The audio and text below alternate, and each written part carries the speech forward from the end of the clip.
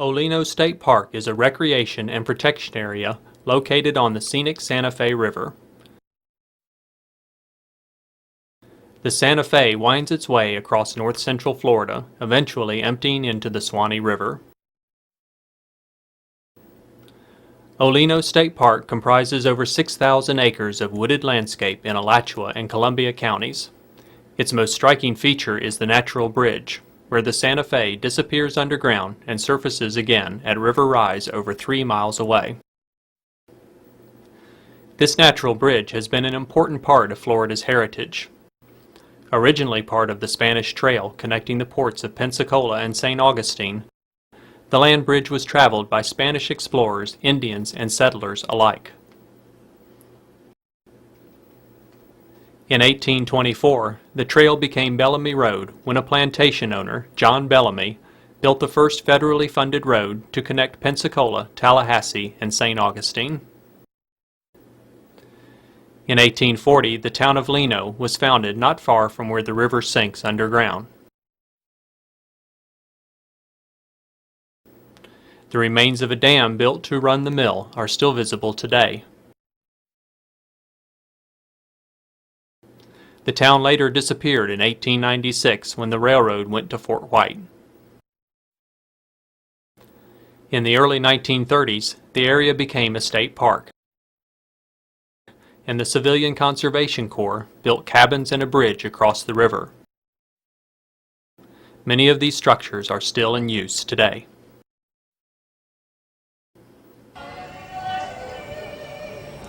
Each spring, the park celebrates its history at the Olino Heritage Festival, bringing reenactors and folk artists together.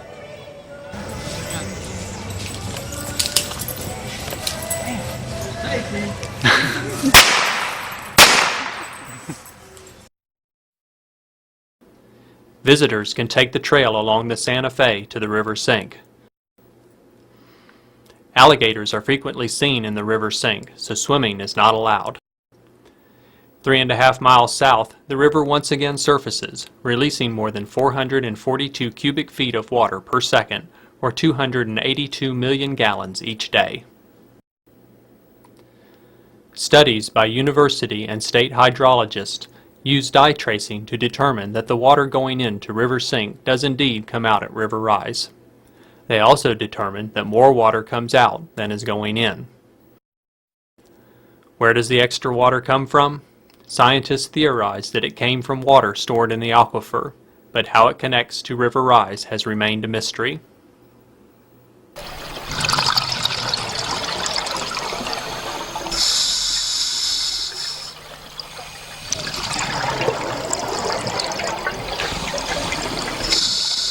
In 1995, a landowner approached a Gainesville dive shop about a pond on his property that was not only unusually deep, but also rose and fell with the river several miles away.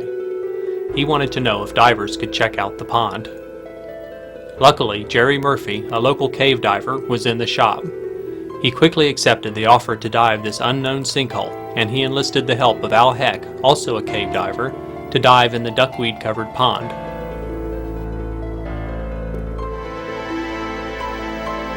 Dropping down a 10-foot wide fissure at 90 feet under the water's surface, the men discovered a cave opening.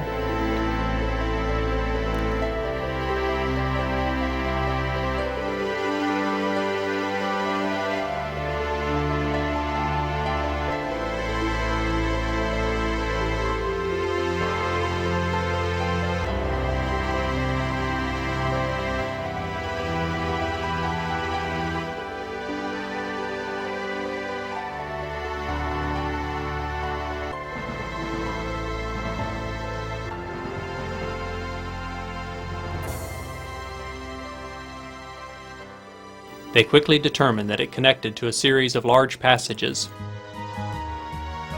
The divers realized they had found a major cave system.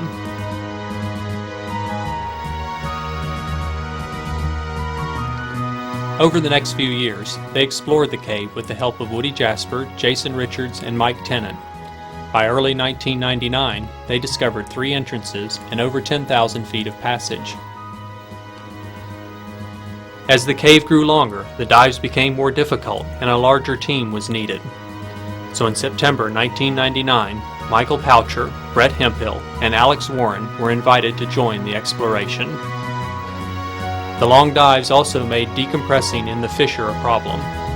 A deco tree designed and built by the team made setting bottles of gas mixes at the appropriate stop depths much easier. Divers could now spend their long decompression stops more safely and in relative comfort.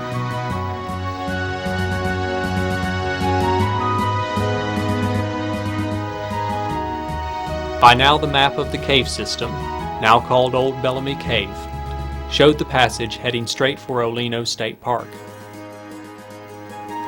Armed with this information, the group applied for and was granted a permit by the state of Florida to explore some of the sinks in the park for a possible connection to Old Bellamy Cave.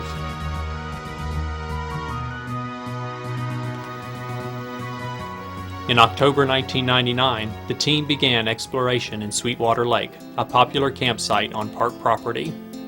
Al Heck and Woody Jasper made the first dive in less than 5 foot of visibility in the lake basin.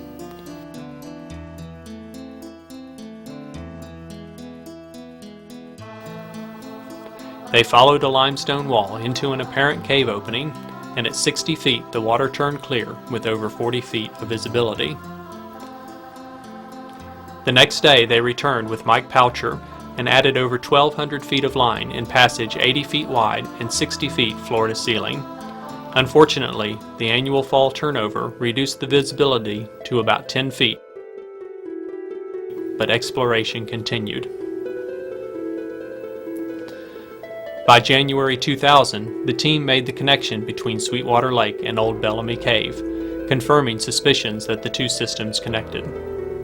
The connection also established the existence of a previously unknown freshwater feed into the River Sink River Rise system.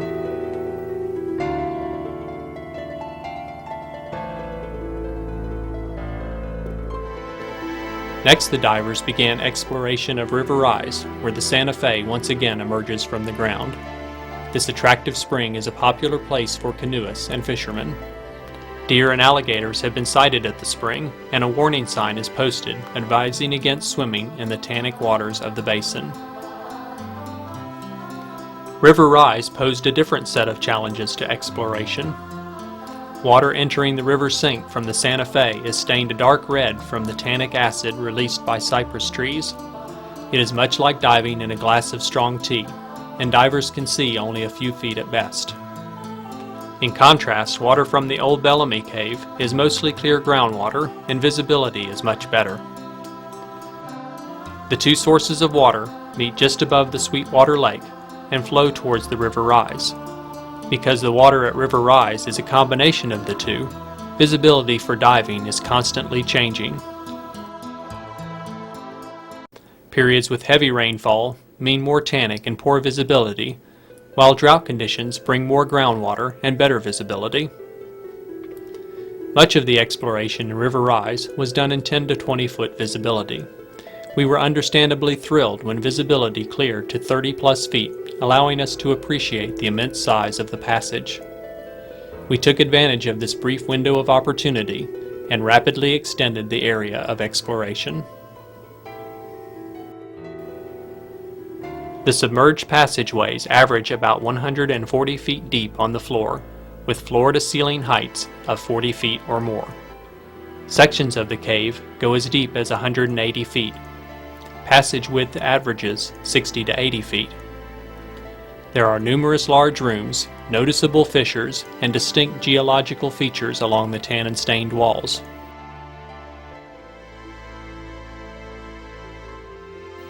Temperatures in the Olino system range from a chilly 65 degrees in the winter to 72 degrees during the summer months. Visibility varies widely depending on rainfall and rarely exceeds 20 feet except in severe drought conditions. Cave life flourishes in the flowing waters of the system. Catfish, freshwater shrimp, eels, and mussels are found throughout the system. Blind cave crayfish are abundant in the clearer spring water tunnels. To date, over 10,000 feet of passage has been explored between River Rise and Sweetwater Lake. A connection between the two is likely in the near future. The total passage surveyed for the entire Old Bellamy cave system is now over 30,000 feet. North Central Florida enjoys an abundance of some of the cleanest water in the world, but monitoring by agencies show the indisputable influence of man is reflected in our drinking water. Rising nitrate levels and other pollutants are becoming more and more commonplace. Areas such as Olino Park are particularly vulnerable to pollution. The limestone is close to the surface, protected by only a thin layer of soil, and pollutants are easily transmitted to the underlying aquifer.